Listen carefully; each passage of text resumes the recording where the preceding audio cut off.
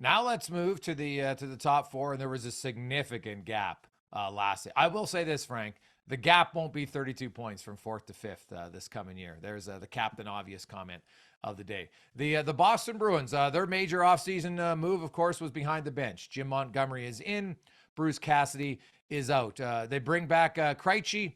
Halla's out. Lazar's out. The big thing for Boston is the injuries to start the season, right? In McAvoy, and you've got Marchand and Grzelcyk. So Boston, it's more of, can they stay in the race until they get some of their big guns back?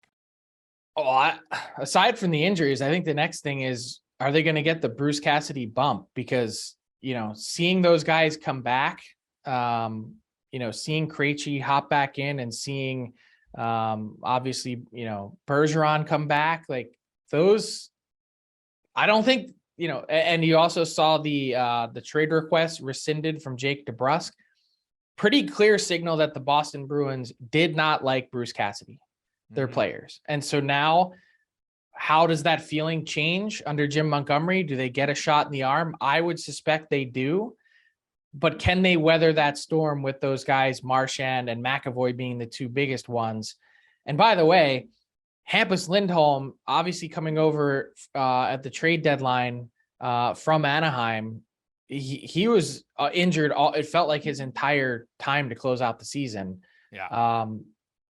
And signed a massive deal right on the day that he was traded, $52 million. Can he pick up the slack? Can him and Brandon Carlo help carry this team? Well, early on, they're going to have to, right? They're going to look at Derek Forbort. Pretty much, I think their whole defense core, you're going to need 4 or 5 guys to play a little bit better than they were until you get McAvoy. McAvoy is such a huge piece, and he's in Matt Grzelcyk, man. He's quietly solid. I like Grzelcyk. Now, it's interesting. I've been reading and listening to some of the, and I get it's talk radio, and I'm a guy who's on talk radio, but I kind of chuckle at the people. Oh, the young players in Boston need thicker skin. I'm like, man, I disagree with that. When you have someone that's barking at you constantly, it doesn't matter what you do, that's going to wear on you. So it wasn't even the barking. The people that I talked to in Boston with Bruce Cassidy, it was the sarcasm, the snark that really drove them crazy. Yeah. And so eventually that wears on you. And so to say, oh, just toughen up, like that's such an archaic Neanderthal type attitude. And it's easy to say when you're not the one I'd say, okay, well, here, I'll just be snarky to the guy. Usually the guys who say that aren't as tough as they like to claim. I just want to put that out there. Yeah, but it's also easy to say when your team has success and you're going to the Stanley Cup final.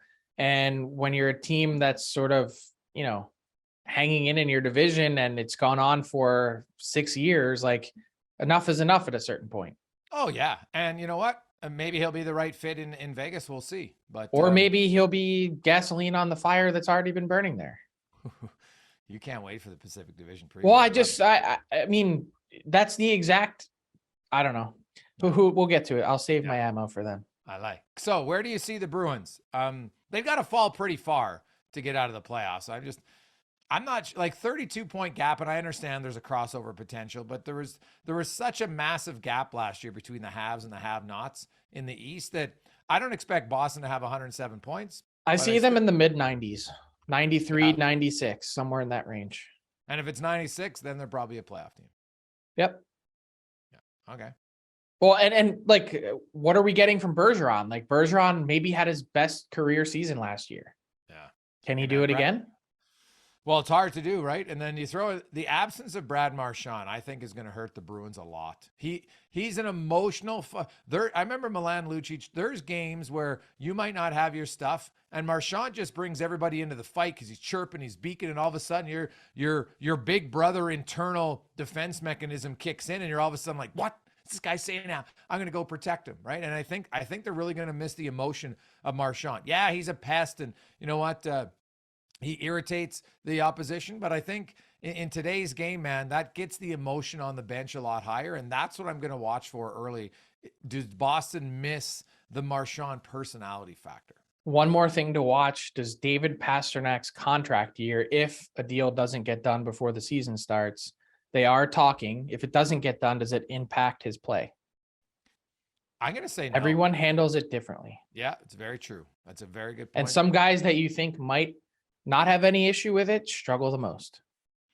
And you're right, because Pasternak would be the guy. My initial thought is, oh, wouldn't bother him. He's a pretty laid back dude. So that, some guys, you're right. I've talked to players that it weighs on them, right? They think about it all the time, and others are like, whatever. So that'll definitely be a point to watch for the Bruins.